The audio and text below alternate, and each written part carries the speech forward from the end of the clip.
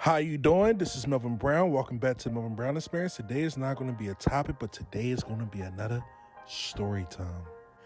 So it was 2023. I get this random ass email. Yo, Melvin, I just got done watching Hell of a Night. Yo, that's my favorite fucking video. I've been watching you for a long time, and Hell of a Night really got me wanting to work with you. I said, all right, cool. All right, give me a number, and I will call you as soon as possible. So I got his number. I called him. He answered like, yo, I've been waiting for your phone call for a long time. I'm like, my nigga, you just sent me this shit like fucking 5 minutes ago. Like, calm the fuck down. How you doing? He was like, yo, Melvin, like, yo, it's an honor to talk to you and everything. I'm really happy that me and you get to talk and everything. Yo, Melvin, I really want us to have a whole conversation about something. I said, all right, cool. So what's going on? Yo, Melvin, I want the Hell of a Night shit. I said, bro, you sure you ready for that shit? He was like, Melvin, I want that shit. I said, bro, calm the fuck down. What is your situation? Yo, Melvin, look, listen, I'm 22 years old. I'm pledging for a fraternity, and I just want that shit on me. So when the shit work, you know, I can give you a fucking story time. I said, bro, how you know you gonna make the fucking cut? He said, yo, Melvin, listen, I got what it take, Melvin. Look, I'll give you extra money. I said, all right, fuck it. You talking all this shit? What's your Instagram? So I look at his Instagram. Homie is a fucking pretty boy. Like, homie in good top shape, light skin, fucking Rico Suave looking ass motherfucker. So I'm like, all right, bro, what is the catch? Why do you want to work with me? He was like, yo, Melvin, yo, why you asking these type of questions? Like, I'm like, bro, you got 4,000 followers. You at a poppin' ass college. You about to pledge for a poppin' ass fraternity. Like, bro, now you just being retarded and you being greedy. He's like, yo, Melvin, look, listen. Hook me up, bro. I got you.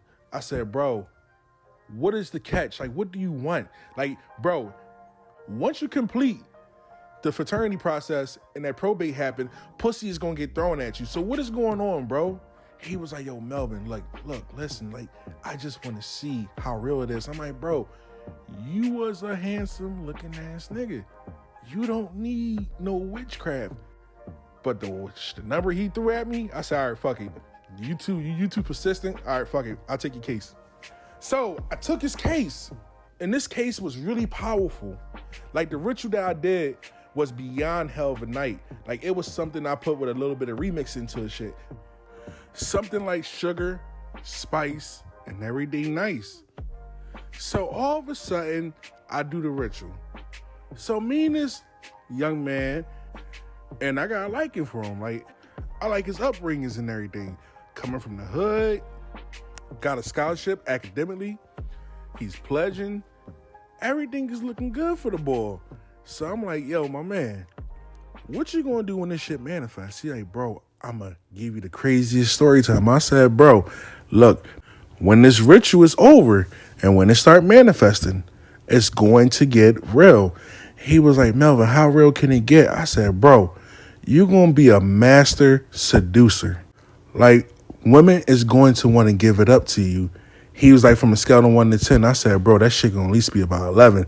He was like, bro, how do I prepare for that shit? I said, I don't know. He was like, Melvin, what do you mean, like, crazy? Like, I understand crazy. Like, what crazy? I'm like, bro, crazy like this. It's going to be women want to literally give you a threesome, and they going to fucking destroy you, and they will literally drain your ball sack clean. He was like, bro, is that serious? I'm like, bro, is that serious? So all of a sudden, months go by. The spell is starting to manifest. So he called me. He was like, yo, Melvin. I'm like, yo, what's up? He like, yo, I'm back home. I said, all right, cool. Enjoy yourself. He said, yeah, it's a Thanksgiving break. I said, all right, cool. Enjoy yourself. Have fun. Live life. Let me know. He was like, bro, it's a big ass function about to happen. I'm like, all right, say less. You got the oil. Wear the oil. Enjoy yourself. He was like, no, Melvin, this is like some popping ass Thanksgiving party. I said, all right, cool. You with the family? He's like, yeah, I'm with the family. I said, all right, cool. Why are you gonna wear the oil at the family? He's like, bro, yo, my family members be bringing some of the baddest bitches, and like, yo, I want to see what it's hitting for. I said, bro, whatever you do Do not sleep with no man, wife. Whatever you do not taunt that man that you're messing with his significant other. Because you gotta understand, when there's witchcraft involved, you're putting yourself in the edge of good shit or on the edge of bad things. So I didn't hear from him that night. I didn't hear from him the next day. I didn't hear from him the next day. So I go on about my life, enjoying myself, having my little family Thanksgiving party and everything. All I know is out of nowhere, I get a phone call out of nowhere. I'm like, yo, what's up? He drunk as shit. Yo! I'm like, what up? He was like, yo, this shit working for real. Yo, Melvin, you the truth. You the truth. I'm like, bro, calm down. What's going on? He was like, bro, you gonna get mad at me. I'm like, what you mean I'm gonna get mad at you?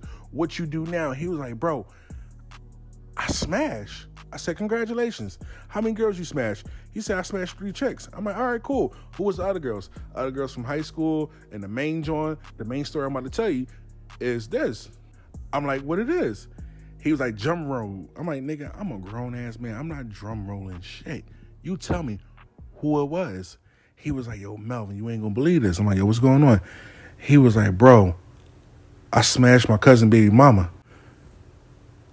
Oh my God. What the hell? What the heliante? He was like, yo, my cousin doing a long bid in jail. I'm like, bro, it doesn't matter, bro. Like, why are you out here snapping? He was like, bro, she was throwing it at me. I'm like, all right, so how long your cousin got? Oh, he ain't getting out no time soon. I said, how long? Tom Brady numbers. I said, all right, that's cool with me. But I'm like, yo, that's fucked up, though. You gonna do that to your own cousin? He was like, no, dog. It just happened. I'm like, all right, look, check this out, bro. I'm gonna put you to the side, bro. I'm gonna have a serious conversation with you. When you got this ritual in the air, you can move, but you can't move recklessly. Meaning, if you out here fornicating with women that have boyfriends and husbands, it can backfire. He was like, what you mean it can backfire? I said, bro, they can hurt you. If the boyfriend find out, they can hurt you. When I mean hurt you, they can hurt you bad. And sometimes you might not recover from that. He was like, okay, cool. I won't do it again. I said, all right, cool. Don't do it never again. All right, so what's the moves for the night? He was like, bro, it's about to be a poppin' ass party tonight. I said, again? You just got home Thursday. Friday, you just got some pussy. Saturday, now you talking about you about to go do it again? He's like, yeah, bro. It's like a concert after party. I said, all right, live your life. Do you? Bro, do not call me from jail. We both start laughing. So all of a sudden, he told me he was going to call me back. All right, cool. The next day, he calls me, Melvin, I'm going to refer somebody to you. I'm like, all right, cool. Who, your cousin, your roommate, your college friends? He was like, no, dog, this is serious. I'm like, what you mean serious? My mom want to work with you. I'm like, nigga, what? Yeah, bro, my mom want to work with you. I'm like, come on, bro. She been watching your videos too. I'm like, bro. Oh my God. He started laughing and everything. He was like, yeah, my mom is free, so you can call her. I said, all right, cool. I'll talk to you, mom. So I talked to the mom. Mom was like, yeah, this is such and such mother and everything. I'm interested in some oil. And I said, okay, cool. I'll give you some oil. What do you want? We still good friends to this day, so I'm not going, and he listens to my videos all the time, so I'm not going to say what she wanted because that's confidential and he watched my videos all the time. So you listen to this, it is what it is. So let's continue. So me and the mom talking and everything. All right, cool. Me, her, we vibing. So we exchanged Instagrams and everything. When I saw her Instagram, I was shocked. I'm like, okay, cool. So she became a client of mine and everything. We started doing work and everything. So let's talk about his story. So remember I told y'all he was pledging. So I didn't hear from him as often. I probably heard him once every 2 weeks or probably heard from him during the Christmas break. Let's continue. So, the spell is working. My client, a few months later, his probate, he made the cut. Homie was so happy that he personally sent me videos of his probate. So I told him, I said, bro, I'm going to give you a few days. We're going to talk. Enjoy yourself. You earned this. Now, what's so crazy about his process, only 2 people made it. Him and somebody else. And you do the math, because I am not going to get in politics. So a week later, I called him. He's so turned up. He's so happy and everything. He was like, yo, ever since the probate, yo, pussy been getting thrown at me. Like, yo, this shit crazy, bro. I'm like, bro, we had a whole ritual going on. What the fuck is you talking about? He was like, yeah, that too, but Mel, I need to talk to you for a little bit. And I said, all right, give me 5 minutes. 5 minutes on the dot. He calls me and we have an intimate conversation. And he opened up to me and everything. You know, he was like, Melvin, you know, when my mom and dad got divorced, I kind of lost myself a little bit. I didn't think I was handsome enough. And like the girls I really wanted to be with, they gave me a fight, didn't want to be with me. But because of my looks and everything, it was the girls that wasn't good for me, wanted me. I was going through a self-esteem issue and everything. Like, after I graduated high school, I didn't want to go to college right after high school, so I gave it a little bit of time.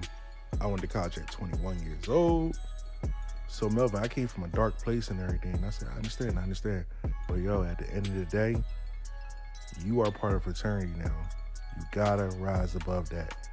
Your mind can heal you, or your own mind can destroy you. It's kind of crazy when you see a lot of attractive people, because you be thinking people that's not attractive have low self-esteem issues. Majority of the time, it's very attractive women or attractive men that have self-esteem issues. And this is ironic, but it's reality.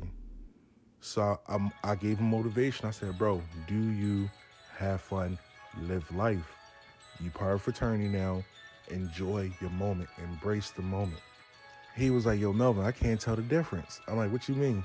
He said, I don't know, it's your spell, or I don't know, it's because I'm part of fraternity now. I said, bro, it's both. Call a spade a spade. So he was like, yo, Melvin, can I ask you a question? I said, what's up? How was your life in college? I said, bro, when I was at a HBCU, my life was like School Days, the Spike Lee movie, if you ever watched that.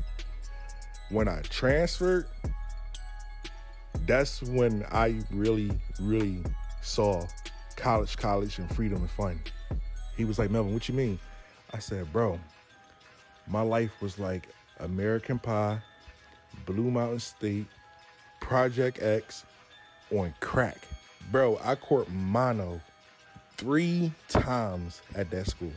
I had a few pregnancy scares. Bro, I was tripping.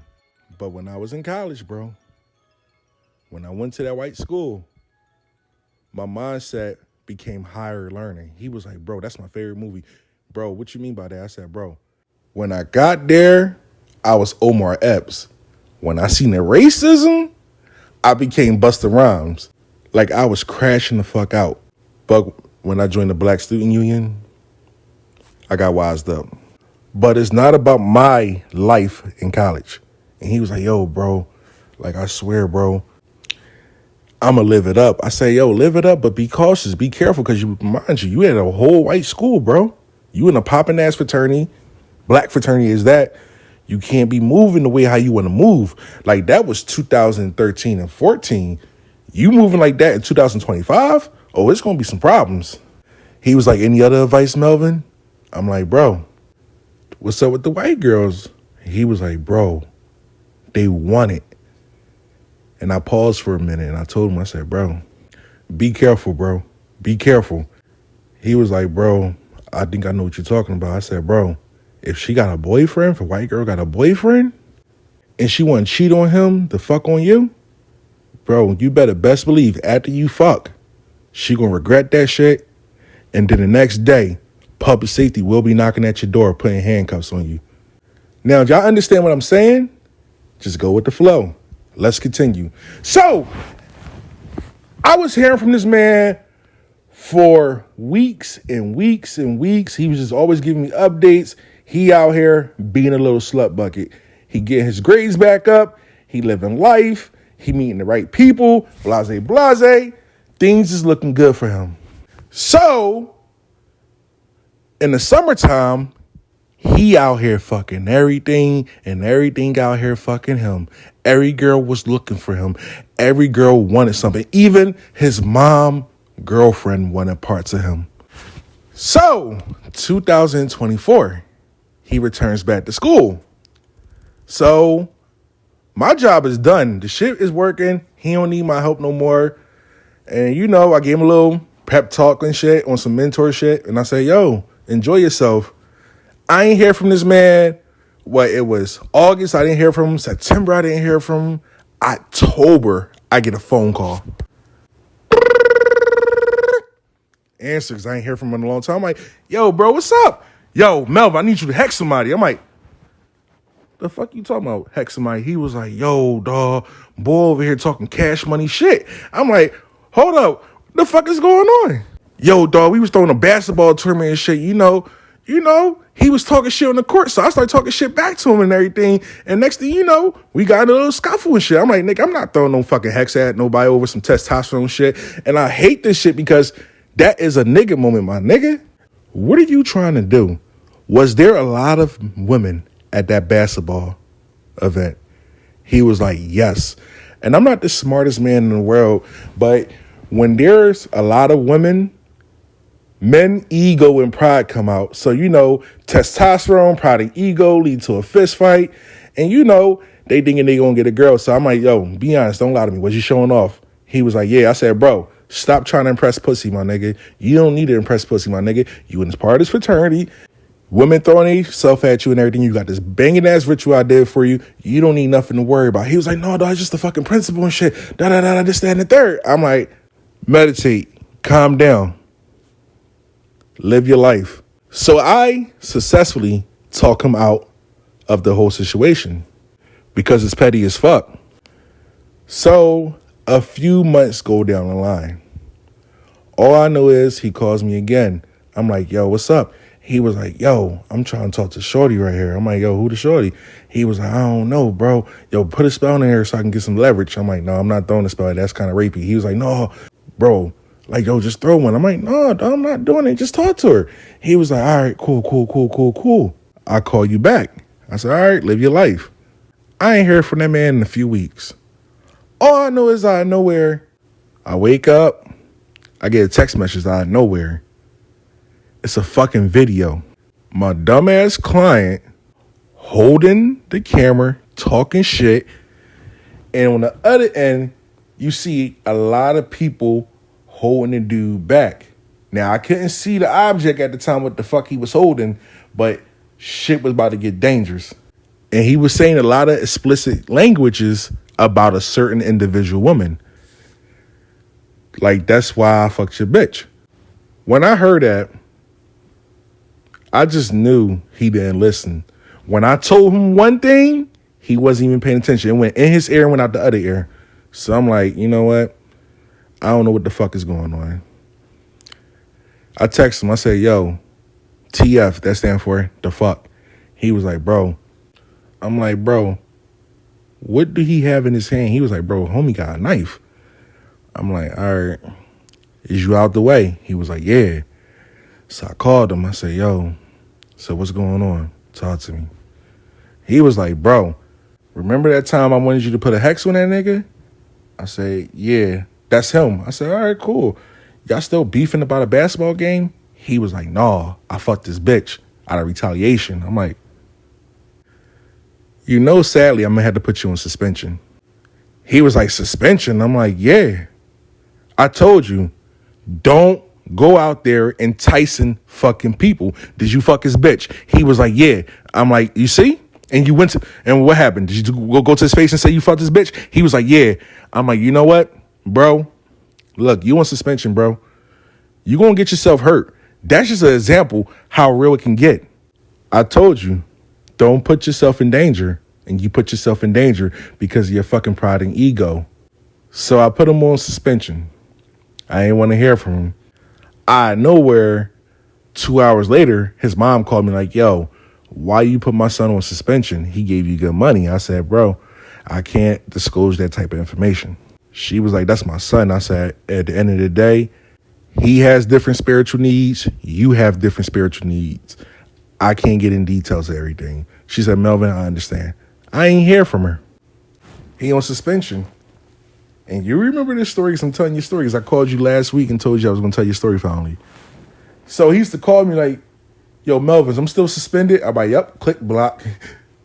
DM me, yo, Melvin, yo, I'm still in suspension. Yep, click.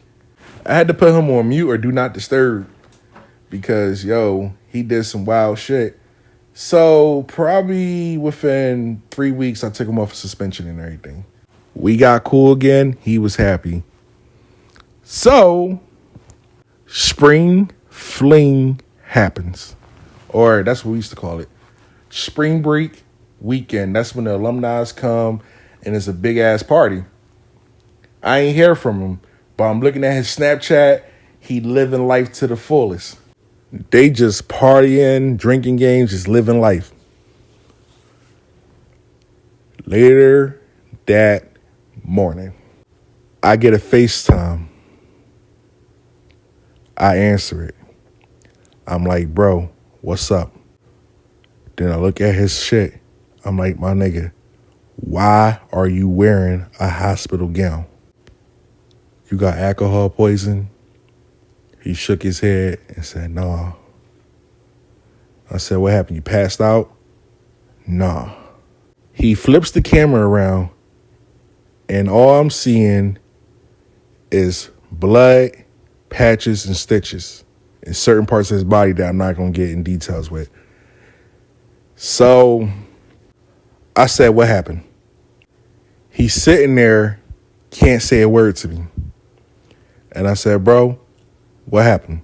Like, clients know when I'm serious and they know when I'm jolly. When I'm serious, I make sure you deliver what the fuck would happen or what the fuck is going on.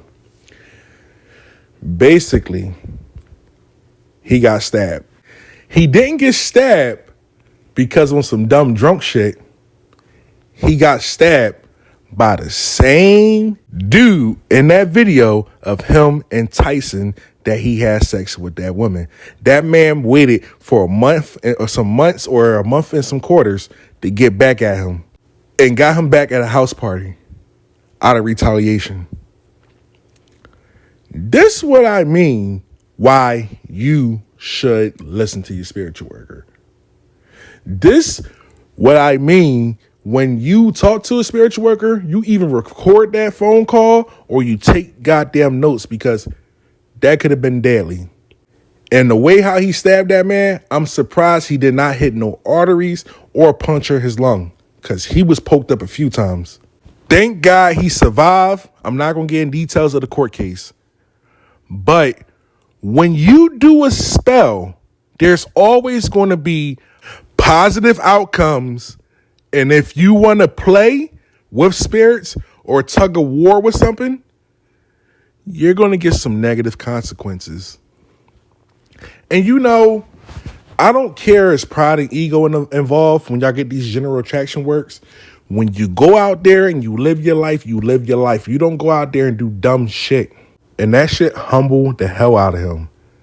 And I told him, I said, bro, you know what's so funny? He was like, what's so funny? I said, bro, the day that you showed me that video, a bull holding that knife at you, threatening he was going to do some bodily harm to you, I did a protection ritual on you. And if you didn't have that protection ritual, what if he would have hit the right spot and you would have bled out? You gotta think wisely. And what wound up happening, I wound up suspending him for like 2 months because I didn't want to hear it. This is Melvin Brown. This is the Melvin Brown Experience. Hit the like button, leave a comment, subscribe. I'm out. I hope y'all enjoy yourself. You can email me. You could DM me. Stay tuned. More videos coming.